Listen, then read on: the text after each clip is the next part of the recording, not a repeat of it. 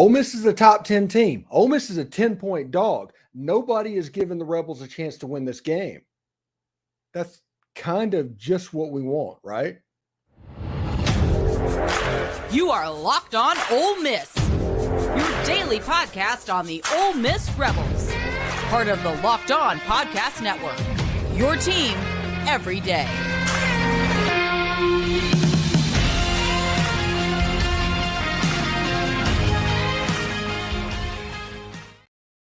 Thanks for making the Locked On Ole Miss podcast your first listen every day. We're free and available wherever you get your podcast, including YouTube. We're part of the Locked On Podcast Network, your team every single day. And today's episode is brought to you by Jace Medical. Empower yourself when you purchase a Jace case, providing you with a personal supply of 5 antibiotics that treat 50-plus infections. Get yours today at jacemedical.com. That's J-A-S-E medical.com.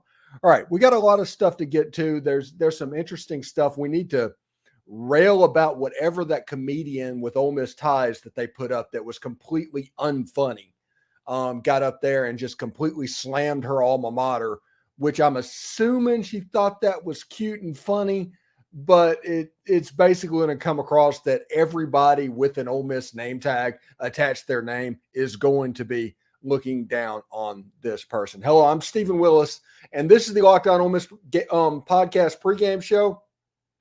We're going to be joined, hopefully, by John Macon Gillespie over the course of the next hour. He's having connectivity issues at the moment, but we're going to try and press on as well.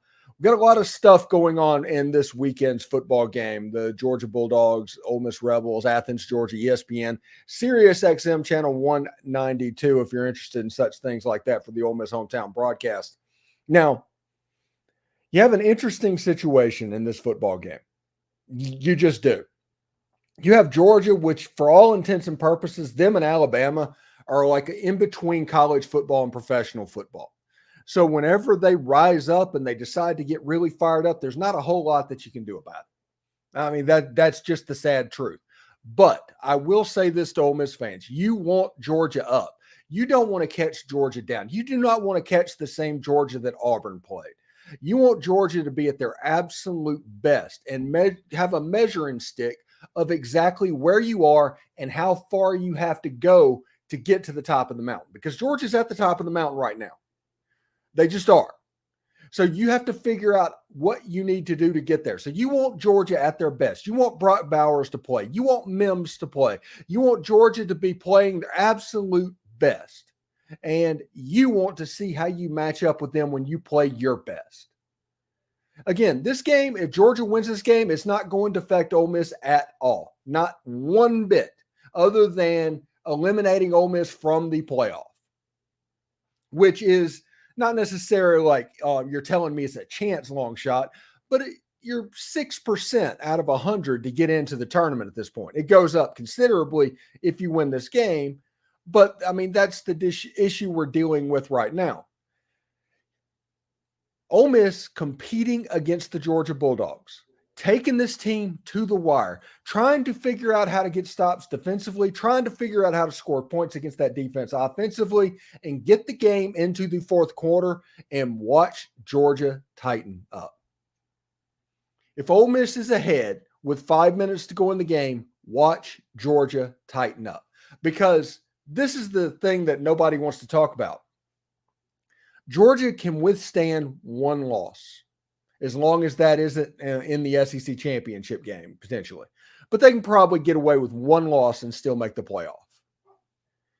But if that loss comes to Ole Miss and you have to start facing your mortality with a road trip at Tennessee, with an SEC championship game versus Alabama, and all of your goals start becoming a guarantee that you're going to be able to compete for them, to we're not so sure about that anymore. Two, we don't know exactly how that's going to look. Watch this team tighten up. I like Carson Beck. I like Kendall Milton, Ra Thomas, Dominic Lovett, Brock Bowers when he plays. Brock Bowers is an alien. Georgia's defense, technically sound. They may not be the rolling ball of butcher knives that the Georgia Bulldogs have been in past years. They're still very, very, very good. Like I said, when it comes to this roster and Alabama's roster, you're looking at somewhere between college football and the NFL. It's just the way it works out. I'm not saying they're unbeatable. They are beatable. I've quoted the movie Miracle all week. All week I've quoted that movie. And just a second. Computer isn't working either. Let me text John real quick. Let's see. He's having computer issues at the moment. And he's going to try and come in just a little bit. So I'm just sending a text message real quick. All right. Again, in the chat, do me a favor. Put in there where you're listening or watching from. So we have that available as well. You can't comment on Twitter. That's a streamer issue. That's not a Twitter issue. Go to the YouTube page. You'd be able to comment. I think you'll be able to comment on the Facebook page. And you'd be commenting on the Twitch page. You just can't do it on Twitter for whatever reason. It's probably an API issue with Elon and all of that stuff. But this is going to be a real football game for Ole Miss. This is a real measuring stick. Everybody should be excited. I woke up like 4 times last night because it's Christmas morning. And it has nothing to do with whether or not Ole Miss wins necessary or loses the game. I want to see how Ole Miss stacks up. I know Georgia is going to be jacked up. I know that they're going to want to do it. Brock Bowers is going to come on the field at some point, okay?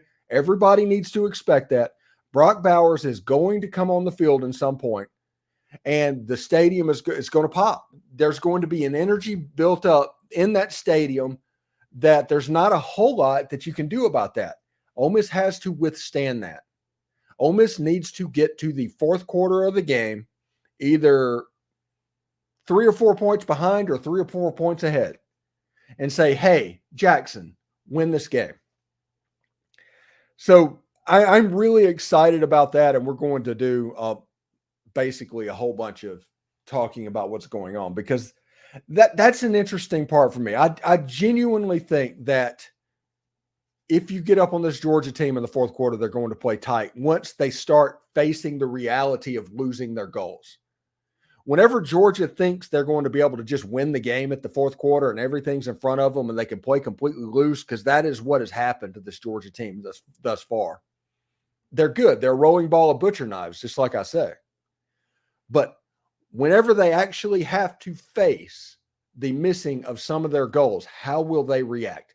How will Carson Beck react when he's not playing 7-on-7 out there? Georgia's offensive line is probably the best offensive line that Ole Miss is going to see all season.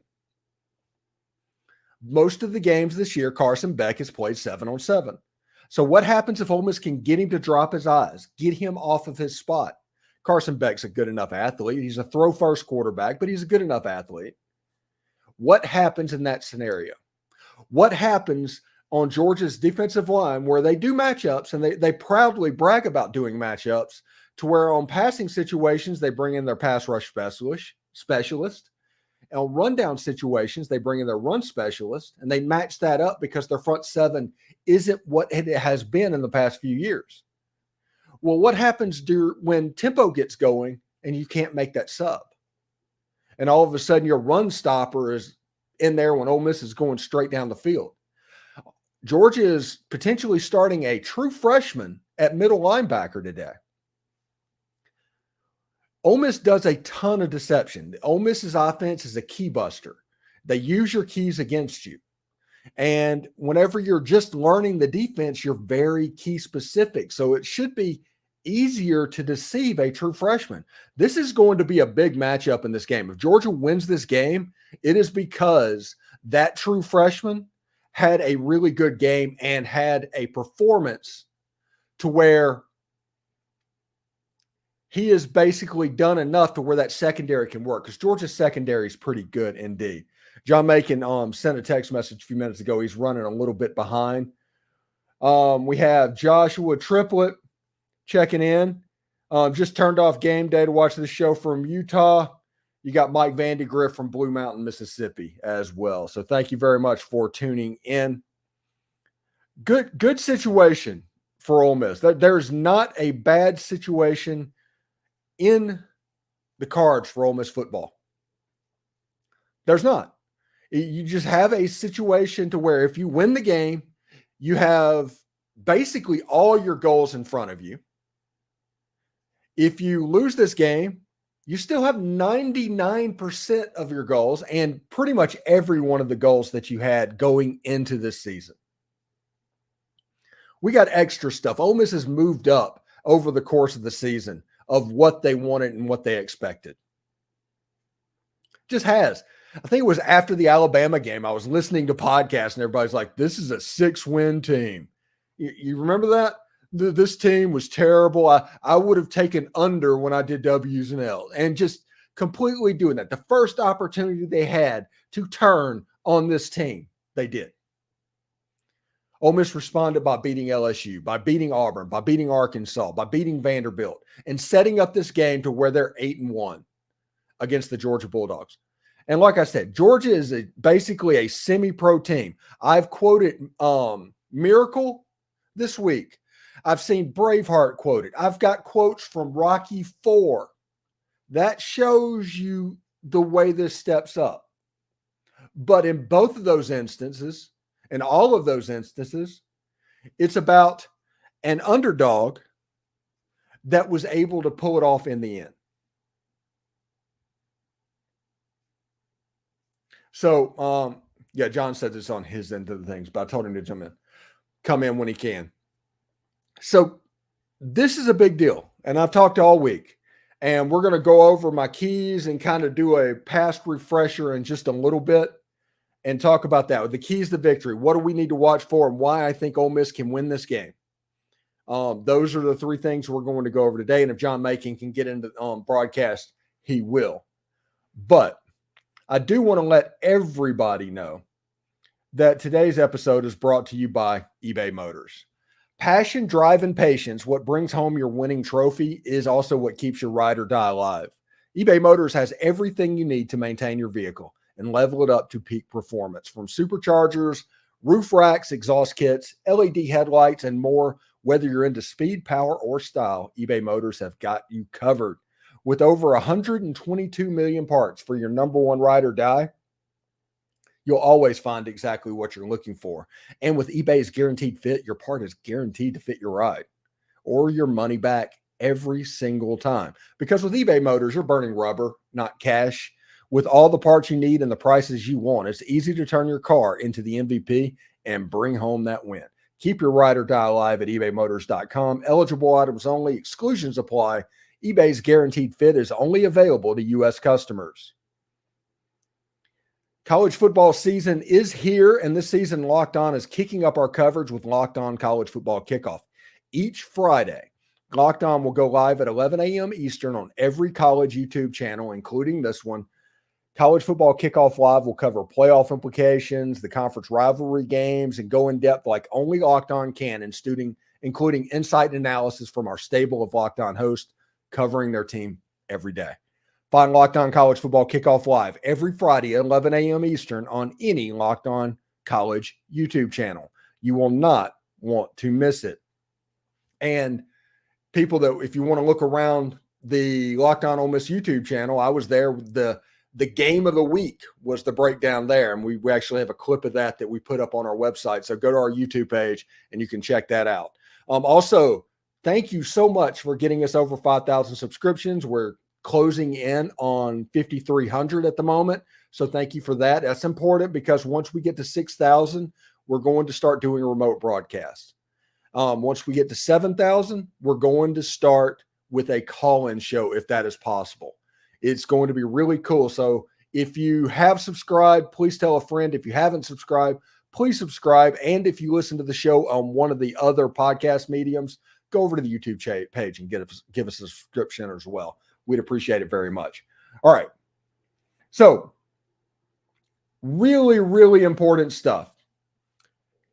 This game has a chance to be really real. By the way, Penn State forced Michigan to punt the opening drive. Remember everybody talking about how Michigan has no chance of being stopped today. I think all of that. I think Penn State was up for this game too. Kentucky and Alabama is doing Kentucky and Alabama things. Illinois is about to score a touchdown. And I think Georgia Tech just punted to Clemson. That's my quad box. Put in the chat what your quad box are. What 4 games are you watching if you're on YouTube TV? What games are you paying attention to as well? We've got some more thing. DYL the Young says Batesville, Mississippi. Joe Cannon says you just got to believe hotty toddy. Exactly. You have to believe. And he's also said he's in Lumberton, which, by the way, I know Lumberton fairly well. I used to drive down to when I went to Hattiesburg from McGee. I went through that area quite a bit of time. And ST Weasel is in Boulder City, Nevada. That's what I am talking about, out in the desert. How close to Vegas is that, if you don't mind me asking, ST Weasel? Put that in the comment for me. It feels like that's either going to be an outskirt of Reno or Vegas in that state. So I'm curious about that. Now, and Sean Neeson said he's from Brandon, Mississippi. Yes, as somebody that went to elementary school with Faith Hill at McLaurin Attendance Center. Welcome, Sean. All right.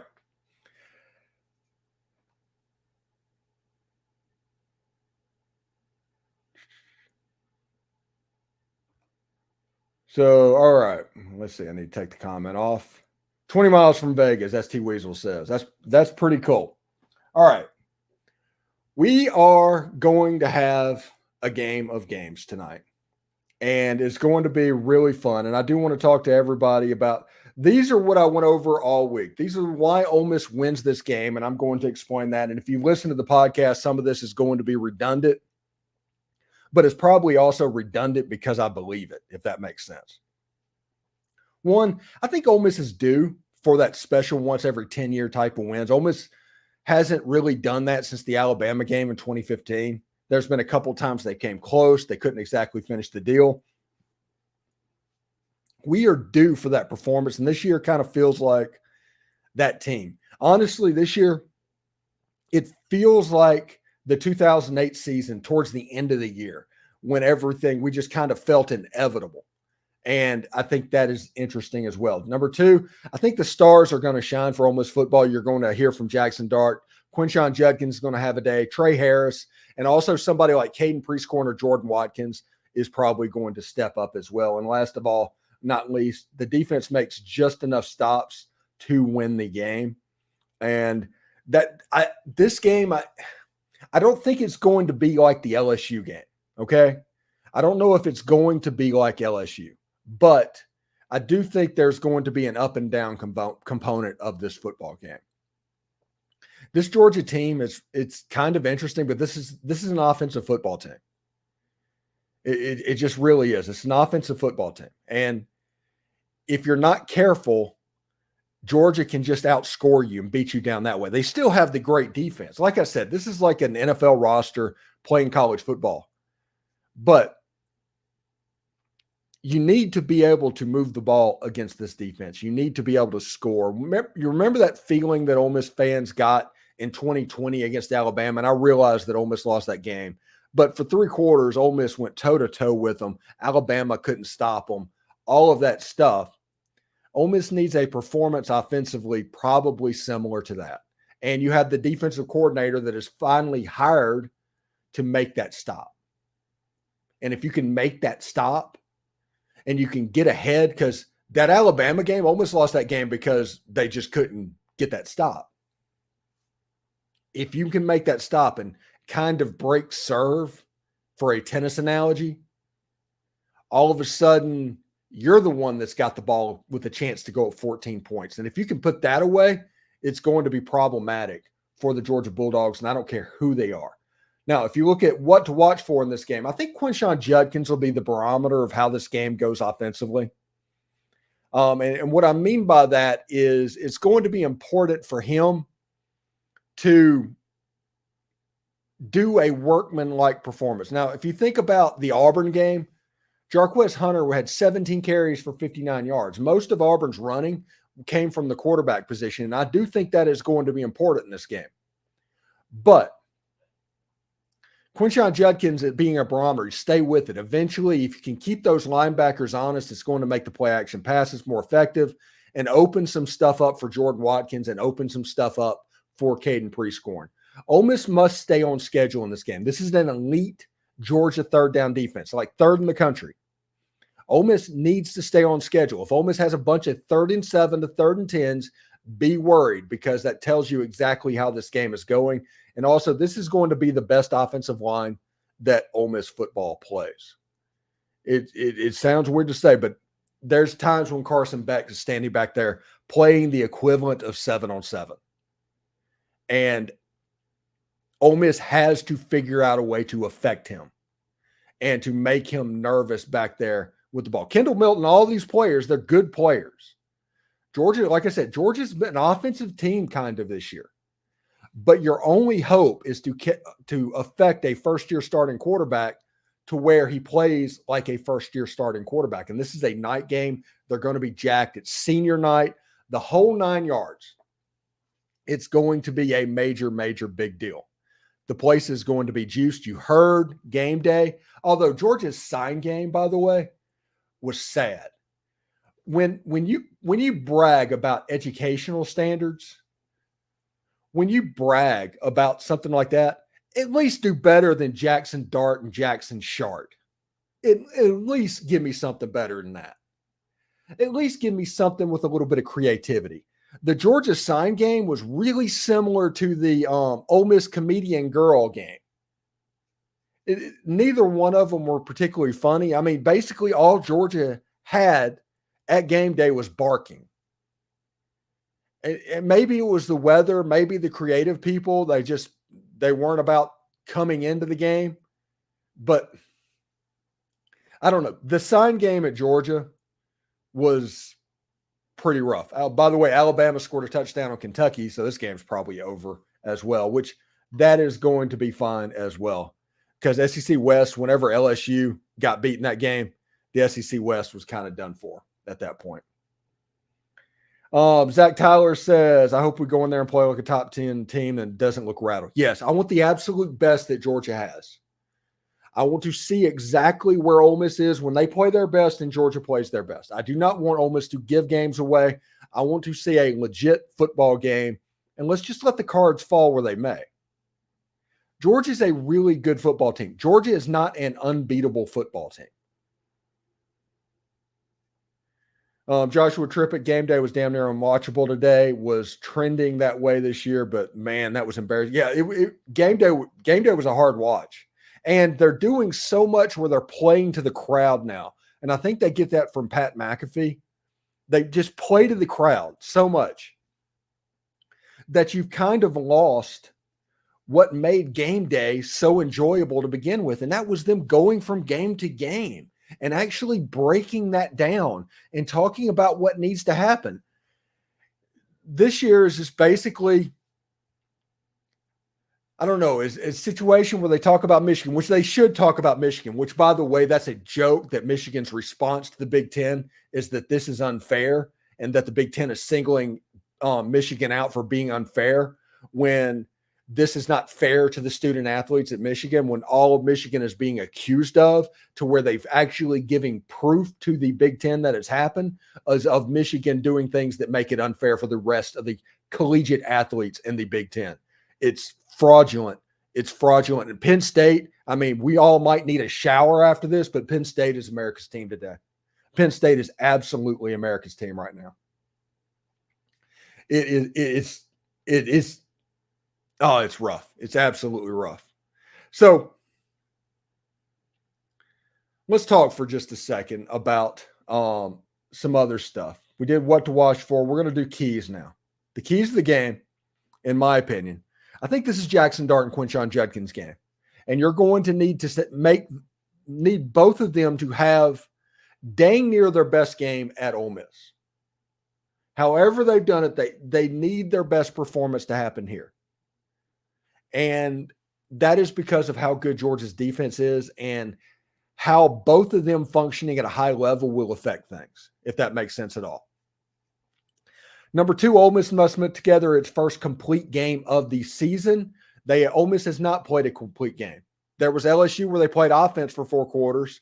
There was a couple of games where they played defense for 4 quarters.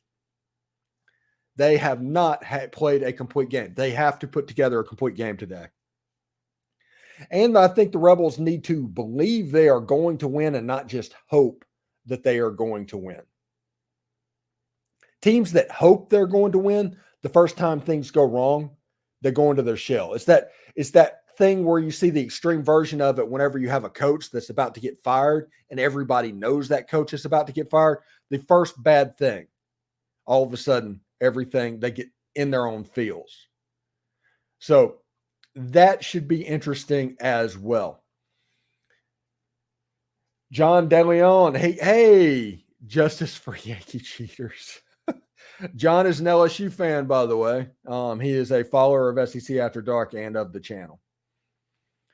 Willis says Dart doesn't have to win, but he cannot succumb to the noise and lights. And yeah, Dart needs to look like he belongs. That's absolutely the case. Ole Miss needs to look like they belong. And we're not playing the moral victory game here. If Ole Miss loses the game, they lose the game. Georgia has somewhere in the 70s and 4- and 5-star players, just like Alabama. If Ole Miss loses the game, they lose the game. How they lose the game is going to be more important than if they lose the game. Now, if Ole Miss wins the game, because Ole Miss can win the game. Again, there's a difference between can, should, and will. Ole Miss can win this football game. It's going to be important that Ole Miss puts out a performance that the whole nation can see and be proud of, because it's going to affect the brand down the road. Zach Tyler says, yes, hit it right on the head. We need to go in there and believe we are going to win. Yeah, there's a major difference between hope and believe. And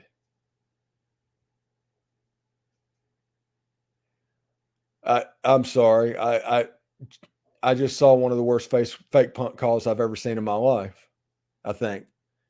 And I want to see that he didn't get it before I'm sure about that. Yes, he did not get it. Clemson faked a punt from their own 20-yard line, and Georgia Tech stopped them. So now Georgia Tech's basically in the red zone. Absolutely nuts. John says, I think Ole Miss needs at least one long pass to play to a wide receiver and to win the turnover battle if the Rebels are going to win the game. Yes, that pretty much dead on. And Ole Miss needs to avoid 3rd and 7 longer like the plague. Georgia is really good at playing down and distance football. They're really, really good at that. So, see, we'll take a quick break real quick. And I just want to let you know that this show is brought to you by Jace Medical. We spend a lot of time talking together, you and I, and we get fired up together on wins and losses, who starts and sits. I'm thankful that for the connection that we have. And today I want to chat to you something a little bit more personal. That's actually a lot more personal. I just learned that you can get a 1 year supply on ED medications. You realize what that means? That means bring on extensive travel, bring on the next natural disaster, supply chain issues, that thing, you are covered, my friend. You don't have to worry about whether or not you can refill your generics for Cialis, Viagra, or Rivalto. And this is possible because of our friend at Jace Medical. Go online right now at jacemedical.com and receive your 12-month supply on your daily medication. Remember to use promo code LOCKEDON at checkout for a discount as well. As a verified customer once said about Jace, I am thankful for this service. Supply chain issues caused me to cut pills in half to have it. I ordered most of my daily meds with a year supply. I also ordered an antibiotic kit. I feel secure now. Prices are lower than local pharmacies, and I highly recommend this for everyone. If you or someone you love would go get some peace of mind by having a year supply of a daily med, go to jacemedical.com to see if it's offered to you. Remember to use promo code LOCKEDON for $20 off your purchase at Jace Medical, JASE medical.com. Also, the Rebels play the Georgia Bulldogs tonight. It's a chance to listen to David Kellum and the Rebels' hometown crew as Ole Miss looks to continue their run. You can catch every play of the Rebels' home team broadcast with SiriusXM on channel 192 or on the SXM app. Search Ole Miss Rebels. All right. So we are, we're in it at the moment. We're talking about what needs to be happening and all of this stuff like this. And let me check the chat real quick to make sure that I'm there. Mike Vandegrift says we find a way to win. And Sean Neeson says defense needs to play close to the line of scrimmage to take away the underneath stuff.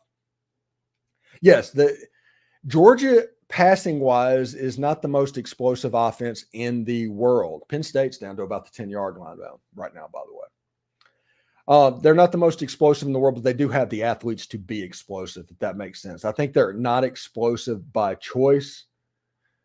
Zach Tyler asks, over-under for Quinshawn getting 120 yards.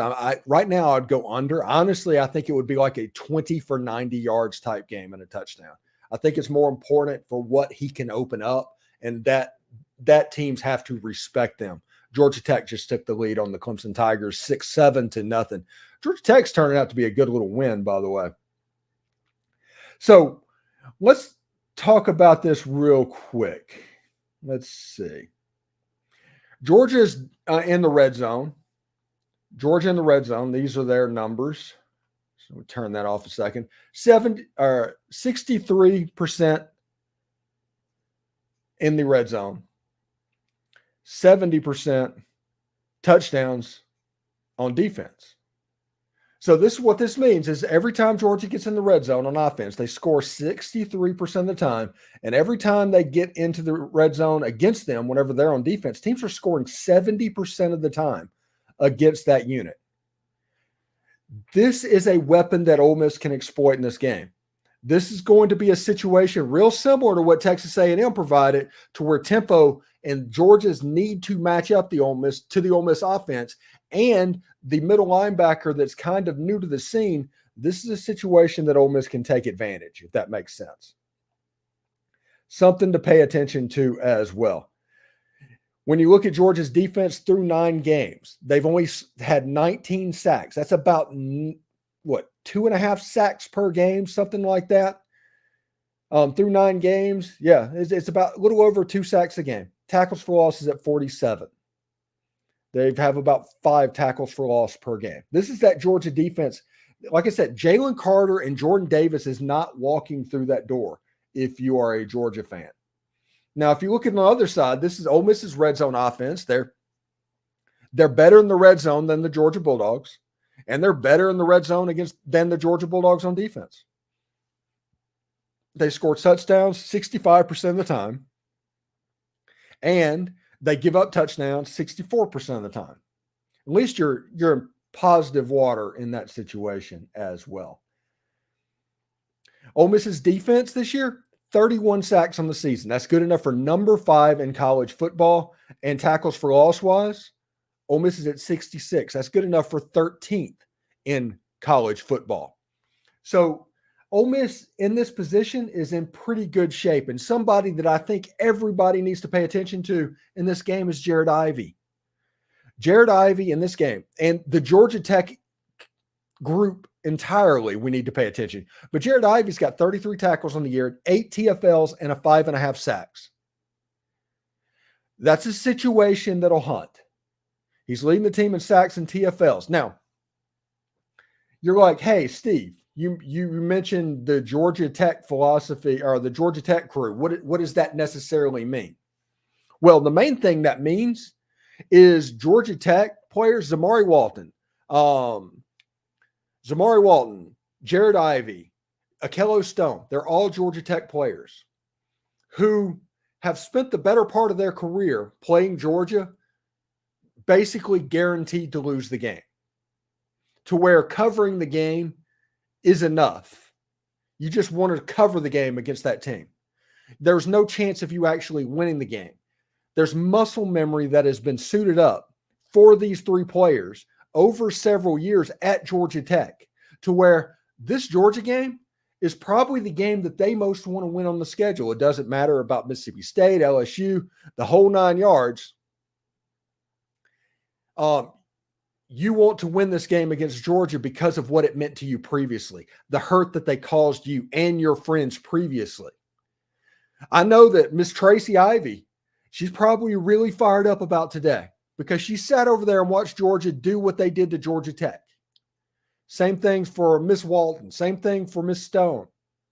They're going to be paying attention. Those players are going to be really up for this football game.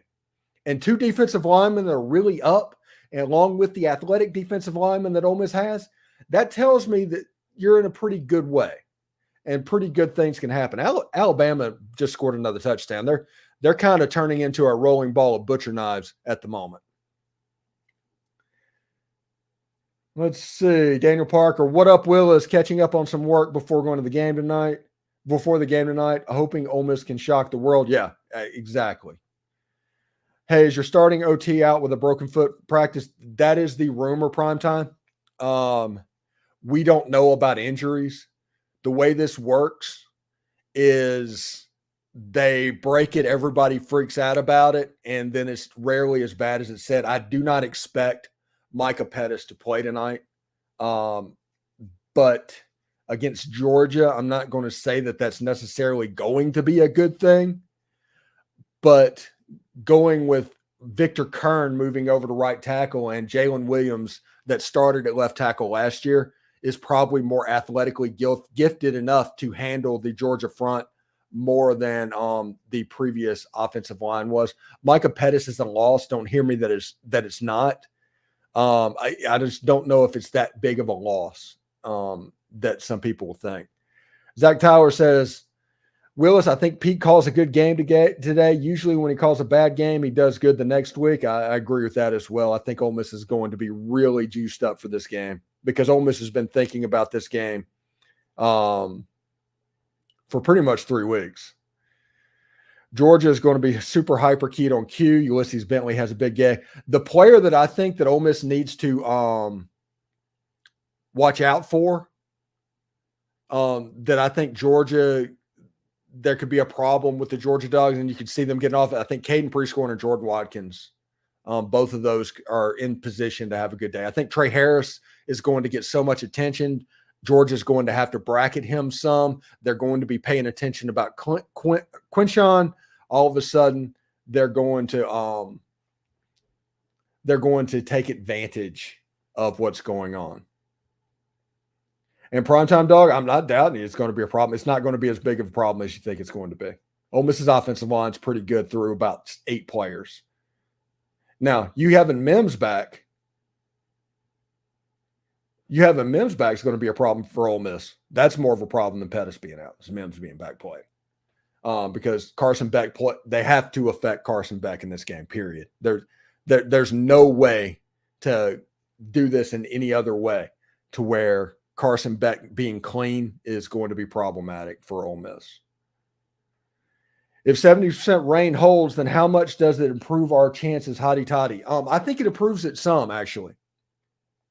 And the reason I think it makes it improve, because both Ole Miss and Georgia's run game is going to be fine. You're going to be able to handle that.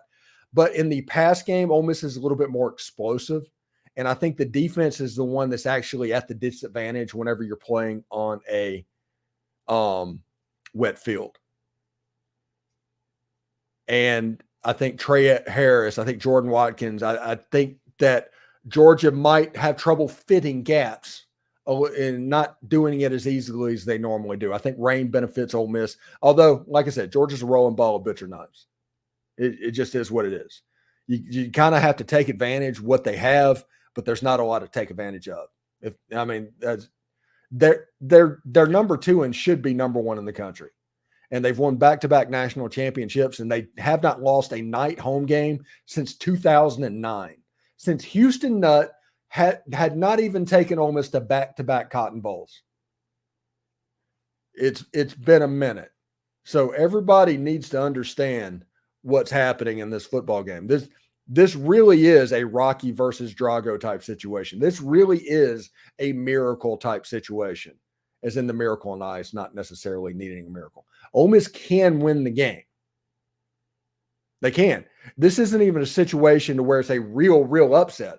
They probably have the best chance to beat Georgia that Georgia's seen this season. But understand the task that's at hand. I think they're up for it, honestly. Facebook user says, "Amen. Jared Ivey is dying to get out against Georgia, like you said, as he did his whole life. He points to any game against Georgia. Now in this atmosphere, look out. I may have a bigger game than anyone." He knows these Georgia players. Yeah, it's him, Akello Stone, and Zamari Walton. Those are 3 names to watch for. They want this. They need this game. Like I said, it might not matter because if Georgia comes out and plays like 5 stars, they come out and play like 5 stars. But all you can do is put yourself in the best position to win the game. And I think Ole Miss is in position to do that. Matt YouTube says, "We must get the short cast game going instead of only going deep out routes all the time." You preaching to the choir there, Matt. We've talked about that all the time. Ole Miss has to stay on schedule this game. Jamie Meredith says, I'm telling you, you're right. I think I not only will play huge, he will have our entire team fired up." I think there's some stuff to be said for that. Jared Ivey has such a leadership position on this team. People listen to him when he talks, and they're probably going to take a cue off of him for as fired up as he is going to be. Glenn Breland says, "Ole Miss cannot use the soft zone. They've used you need to bend but don't break against Georgia. Honestly, you need to get after the quarterback. Do not give up explosive plays. They're good players. You can't just man up them. You can't press them. You're going to have to mix it up. There's going to have to be soft zone. There's going to have to be some man thrown in there. If you do the same thing over and over again, no matter what you do, it's a suicide mission." Nick Lambert said, "Rain might help with the crowd noise, even if it's just a little bit." Yeah, that's true. I mean, because I do think Georgia's going to be jacked up. Mims won't play more than 20 snaps, probably less. Our right tackle is our starting guard. Okay. Yeah, that situation, both teams' right tackles. Like I said, Jordan Watkins supposedly broke his hand before the Auburn game. And he was going to be out for the whole season, and everybody talked about it, and everybody freaked out, and everything happened. Jordan Watkins played against Auburn. Jordan Watkins has not missed a game. He hurt his hand. He did hurt his hand, but he played. So I just don't know if you need to look at it as a situation to where you know for sure what's going to happen. I think Micah Pettis being out will definitely be a loss. I'm not saying it's not. I just don't want to, I don't know, put expectations on that when we don't know the true story.